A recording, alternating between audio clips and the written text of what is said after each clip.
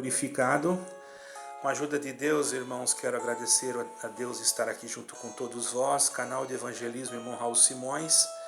Eu gostaria que se os irmãos tivessem um pouco de paciência, se não quiserem escutar o vídeo agora, quando vocês estiverem mais tranquilos, ouçam esse vídeo, é de muita importância, irmãos. Mas primeiramente eu gostaria de ler aqui no livro de Atos dos Apóstolos, capítulo 17, no versículo 24, onde diz: O Deus que fez o mundo e tudo que nele há, sendo o Senhor do céu e da terra, não habita em templos feitos por mãos de homens. Então o Senhor não precisa de templos feitos por mãos de homens. Porém, irmãos, houve na época antiga uma determinação já para se construir um templo, para que ali ficasse a Arca do Concerto, a Arca da Aliança. E esse templo foi chamado Templo de Salomão, porque Davi tinha o desejo de construir o templo, mas Deus não permitiu, por ele ser um homem de guerra, o rei Davi, mas ele era um homem amado por Deus, mas não pôde fazer aquele desejo que ele tinha, ele mesmo dar ordem para construir o templo, mas Salomão, seu filho, então executou esse projeto que era sagrado, não é? E esse templo, em hebraico, quer dizer Beit Hamikdash, na antiga Jerusalém. Antes da sua destruição por Nabucodonosor II, após o cerco de Jerusalém de 587 a.C. Certo, irmãos? Jerusalém foi cercada porque havia uma profecia, já pelo profeta Jeremias, a respeito da destruição deste templo. E até o próprio Senhor Jesus, ele disse que não ficaria ali pedra sobre pedra que não houvesse de ser derribada. Em 24 de Mateus, os irmãos podem observar isso que está escrito lá. Nem o capítulo todo, irmãos, não vou falar versículo, porque assim vocês ficam incentivados a ler o capítulo inteiro, certo, irmãos? Depois, ele foi substituído pelo segundo templo no século 7, ou melhor, perdoe, no século 6 antes de Cristo. A Bíblia afirma que o templo foi construído sobre o reinado de Salomão, o primeiro templo. Está escrito que o primeiro templo foi construído sobre o reinado de Salomão, quando o reino de Israel estava unido com o reino de Judá. E esse templo foi dedicado ao Eterno, onde ali se ofereciam os holocaustos, ali estava a Arca da Aliança, o Santo dos Santos, enfim, e todos os objetos sagrados do templo. Tinha lá os sacerdotes, e ali estava a Arca da Aliança, e aquele templo era um templo muito bonito, aparentemente, irmãos. O historiador judeu Joséfo, que era um homem que viveu na época, irmãos, diz que o templo foi queimado 470 anos depois, e 6 meses e 10 dias depois de ter sido construído esse primeiro templo. Embora fontes rabínicas afirmam que não, que o primeiro templo ficou de pé até 410 a.C., certo, irmãos? Com base em Seder Olam Rabbah. Não sei se estou pronunciando certo o nome desse senhor, desse rabino, ou desse que fez esse texto, mas eu não sei falar hebraico, se eu estiver errado, perdoe-me. Logo, irmãos, a construção local em 832 a.C. e a destruição foi em 422 a.C. também. 165 anos depois que as estimativas seculares foram realizadas, pesquisas e arqueologias, hoje, até hoje são feitas essas pesquisas, sobre o Monte do Templo. Segundo o segundo templo hebraico, Beit Hamikdash Hanesri, foi o templo que o povo judeu construiu após o regresso ao vir de anos de cativeiro de Babilônia. no mesmo local onde o templo de Salomão existia, certo, irmãos? Se eu errei algum nome hebraico, peço que vocês me perdoem. Quem conhece judeu sabe, o judaísmo sabe que pode, com certeza eu não conheço a língua, pode ser. Eu tentei traduzir aqui no papel, mas não sei se falei corretamente. Porém, o contexto vocês estão entendendo. O segundo templo foi construído depois do regresso do cativeiro, onde eles estiveram por 70 anos cativos na Babilônia, para que se cumprisse a profecia de Jeremias e de outros profetas, que disse que o templo haveria de ser derrubado, destruído, e enfim, Jerusalém ia de ser arada sua terra. E foi difícil para Jeremias falar isso, porque ninguém quer ver uma coisa acontecer assim. Eu creio que nem o próprio Deus, mas infelizmente o homem se desvia. O Senhor não está vinculado, por isso que nenhuma instituição pode achar que Deus está vinculado a ela para sempre. Se essa instituição se afastar, o Senhor simplesmente tira o seu espírito e aquela instituição novamente fica sem nada. É como se as letras, as sagradas letras se apagassem, como que se o nome do Senhor se apagasse e as pessoas ficam somente na carne. Certo, irmãos? Então é bom dar essa explicação para que vocês possam entender, irmãos. Então, foi construído no mesmo local, antes de ser destruído novamente. Porque esse templo, o segundo templo, foi construído também com um pouco de ajuda de um dos Herodes. E ele cometeu algumas coisas ali que profanou um pouco, e muitos judeus não estavam contentes com isso, irmãos. Então esse novo templo, esse segundo templo, foi construído novamente. E foi destruído novamente pelos soldados romanos. Na época do general Tito, quando entrou em Jerusalém. E hoje, aproximadamente onde era o templo, tem uma mesquita que se chama Al-Aqsa, que é o Domo da Rocha. Vocês podem procurar uma foto aí na internet, vocês vão achar o Domo da Rocha. Eu já estive lá, nesse local, irmãos. Que é o famoso Monte Moriá, né? Essa mesquita foi construída depois de Cristo, no século 7 depois de Cristo. Certo, irmãos? Vocês observam que ela foi construída depois de Cristo, essa mesquita de Al-Aqsa. Eu acho que é assim que se pronuncia, Al-Aqsa, Domo da Rocha. No Monte Moriá, que narra a história do sacrifício de Isaac, que iria ser sacrificado, mas o Senhor não permitiu e proveu o cordeiro para o holocausto. Glória ao nome santo do Senhor. O rei Davi queria construir o templo para guardar a arca da aliança. Ele tinha um bom interesse. O rei Davi sempre tinha lá os seus defeitos, como todos, irmãos, mas nós não devemos. Sabemos que Davi foi o homem segundo o coração de Deus, irmãos. Então, Deus amava Davi, como ama até hoje. Muitos salmos nas Escrituras são escritas no Davi. No ano 70, então, esse templo foi destruído, o segundo templo foi destruído pelos romanos, com exceção de um muro que tem até hoje no lado ocidental, e é conhecido como Muro das Lamentações, que se conserva até hoje, irmãos. É um lugar de peregrinação, é um dos lugares mais importantes dos judeus, segundo a tradição judaica.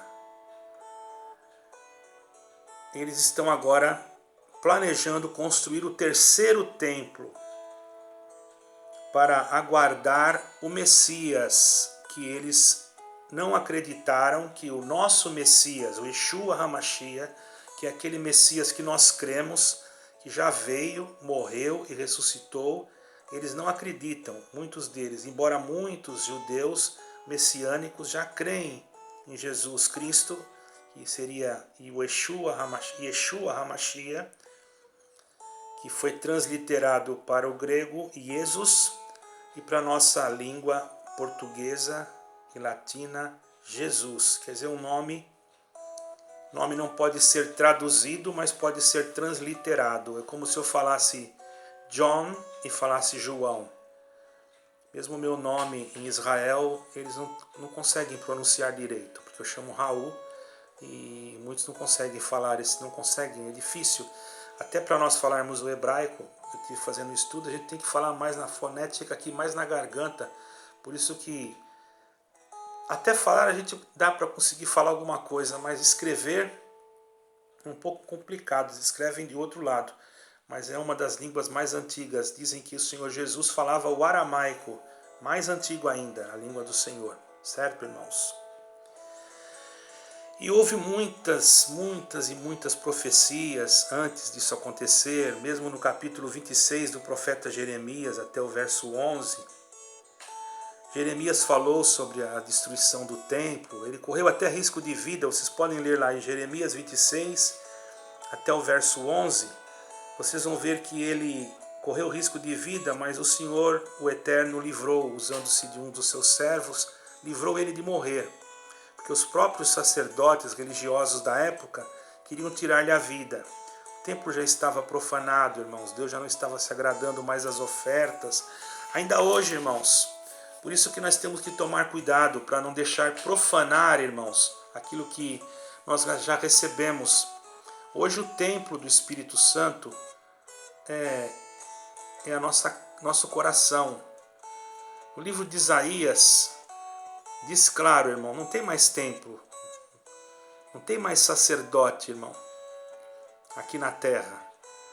Está escrito lá no livro de Isaías, no verso 7, no capítulo 56, porque a minha casa será chamada casa de oração por todos os povos. Quer dizer, ele não falou mais em templo.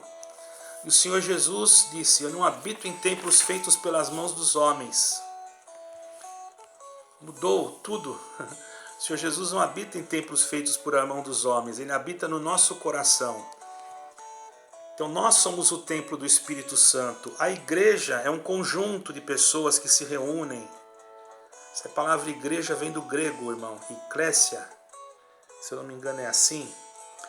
E quer dizer um ajuntamento de pessoas que estão ali para louvar a Deus numa unidade de fé. Unidade de fé, irmãos, porque nós temos que estar unidos na fé. Na fé em quem? No verdadeiro eterno, no verdadeiro Deus e no verdadeiro Jesus Cristo e na verdadeira doutrina. Qual é a doutrina de Jesus Cristo? Amar a Deus sobre todas as coisas e o próximo como a si mesmo. Fugir do pecado, da prostituição e destas coisas. As demais coisas o Senhor vai nos iluminando cada dia. Desprezamos os mandamentos? Não, todos os mandamentos, nada do que está escrito desde o primeiro capítulo, irmãos, das Sagradas Letras até agora, nós temos que lembrar que tudo que está escrito aqui constitui a infalível palavra de Deus. Até a parte histórica faz parte, irmão, do complemento para podermos entender o que é a palavra de Deus. Nada de dizer que contém. Isso daí seria vamos dizer assim, um descaso e faria com que nós tivéssemos o poder de julgar o que é Deus na palavra, na Bíblia e o que não é. Então, nós temos que ter conhecimento disso, que o Senhor Jesus veio, irmão, para nos fazer templos do seu Espírito Santo, moradas eternas. Agora o Senhor Jesus habita em nós. E dentro de nós, tendo Ele como nosso habitante do nosso ser, nós nos tornamos um santuário. Porque onde habita um santo, tem que ser um santuário. Não é que o Senhor já... Nós temos que procurar ter frutos dignos de arrependimento, para que o Espírito de Deus não se afaste de nós. Não somos perfeitos. Se Deus fosse olhar para nós através da nossa condição humana, Nenhum de nós se salvaria, irmão, porque não existe ser humano perfeito. O único perfeito é Jesus Cristo.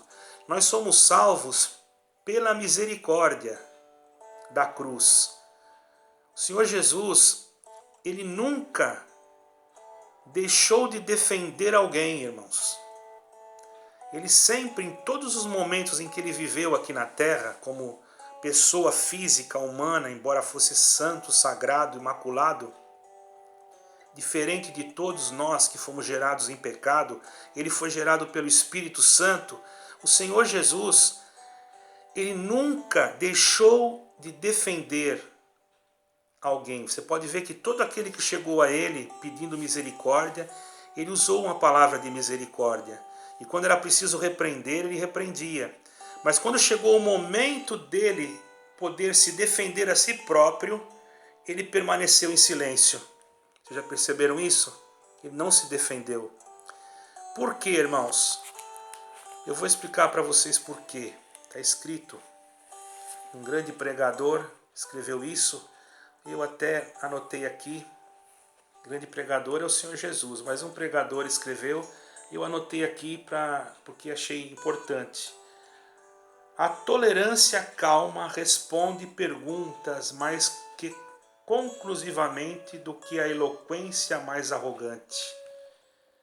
A tolerância e a calma responde perguntas mais conclusivamente do que a eloquência mais arrogante. Quer dizer que muitas das vezes nós estando em silêncio, irmãos, nós conseguimos não alimentar a ira, a chama da ira, com um combustível de palavras de ira. As nossas palavras podem servir de combustível para incendiar uma cidade. Quantas guerras foram feitas por causa de palavras? Quantos reinos se destruíram por causa de palavras humanas? Quantas igrejas estão sofrendo por causa de palavras humanas, que saem do púlpito e destroem famílias, destroem casas?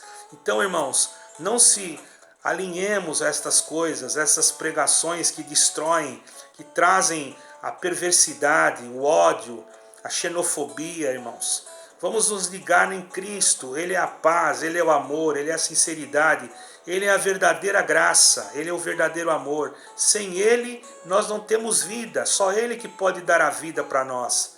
Então você que tem Cristo, seja um transmissor de vida, seja você um porta-voz da vida. Esse vídeo que eu estou passando aqui, você pode passar para outros. Quantos que precisam de vida?